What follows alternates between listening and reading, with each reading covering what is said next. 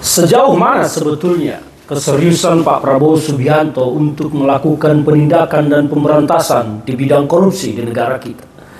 Saya melihat bahwa statement-statement Pak Prabowo Subianto cukup menggelegar, tegas, keras terkait dengan pemberantasan korupsi.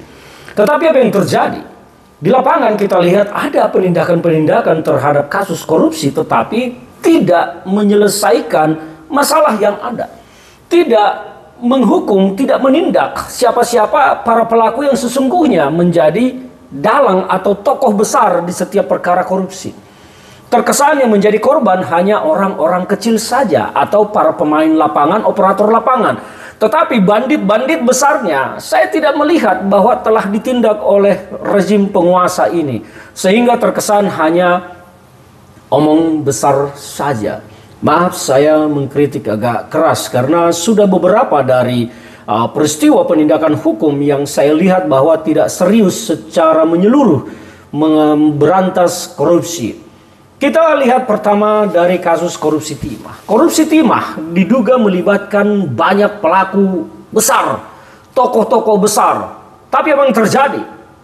Yang ditindak sampai saat ini hanya orang-orang yang bermain di lapangan, yang di balik meja, yang memfasilitasi, yang menyediakan semuanya ini terjadi, tak tersentuh. Itu yang pertama. Yang kedua, soal judi online. Judi online hanya operator kecil yang tersentuh hukum saat ini. Apakah operator-operator kecil di Komdigi, Kominfo saat itu bermain mandiri, independen tanpa diketahui oleh bos-bosnya di kementerian? Saya tidak yakin. Tetapi apa yang terjadi sekarang? Para bos-bos besar yang diduga memberi order perintah tidak tersentuh. Dan bahkan proses hukum terhadap para pelaku operator judi online yang kemarin melindungi itu di Komdigi, sampai sekarang saya belum melihat penindakan serius. Itu yang kedua. Yang ketiga, terkait dengan korupsi, dugaan korupsi di Pertamina, Patraniaga, dan subholding lainnya di bawah naungan Pertamina. Kejaksaan Agung belum menyelesaikan penyelidikan secara tuntas. Penyidik Kejaksaan Agung belum menuntaskan perkara ini sampai di meja pengadilan. Tetapi Kejaksaan Agung telah menyimpulkan bahwa Erick Thohir dan Boy Thohir tidak memiliki keterlibatan di kasus yang sedang diusut oleh Kejaksaan Agung. Seprematur itu memutuskan sesuatu dalam sebuah proses penyelidikan dengan korupsi yang super jumbo, tetapi dilingkari, diframe, dibatasi dalam sebuah lingkaran kecil. Itu yang ketiga. Yang keempat, KPK menyatakan bahwa ada pemotongan Rp2.000 dari budget Rp10.000 untuk program makan bergizi gratis. Pemotongan ini apakah korupsi atau apa? KPK saya pikir menjadi sebuah lembaga yang lucu atau menjadi sebuah lembaga yang aneh bagi saya ketika label mereka adalah pemberantasan korupsi, tetapi malah curhat di media tentang adanya potongan 2.000 di makan bergizi gratis.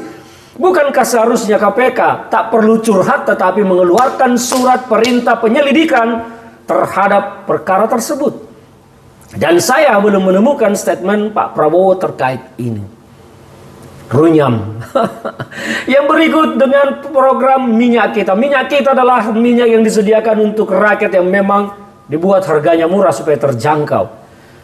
Tetapi sayangnya volumenya ternyata tidak 1000 ml, tidak 1 liter, tetapi 750 ml. Bayangkan berapa banyak keuntungan pengusaha yang menyediakan ini. Dan pengusaha ini apakah melakukan ini mandiri tanpa koordinasi dengan pejabat-pejabat di Kementerian Perdagangan? Saya tidak yakin, tidak percaya kalau mereka mengatakan tidak ada koordinasi dengan pejabat Kementerian Perdagangan.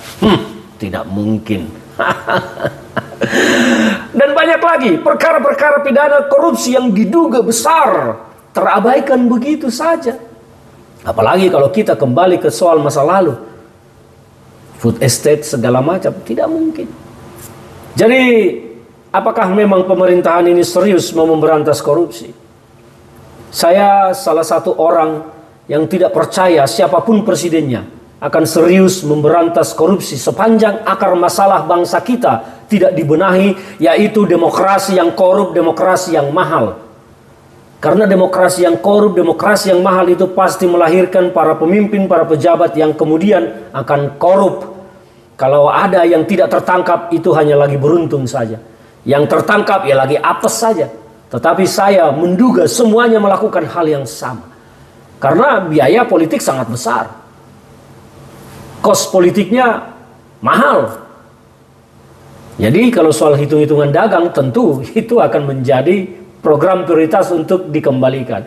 Jadi kembali kepada inti dari monolog ini. Seriuskah pemerintahan Pak Prabowo memberantas korupsi di negara ini?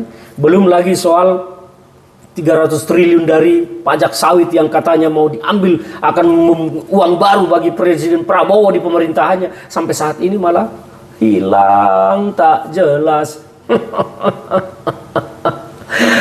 Aduh, kita butuh memang macan yang benar-benar macan untuk memimpin negara ini. Salam dari saya, Ferdinand Huta Hayan.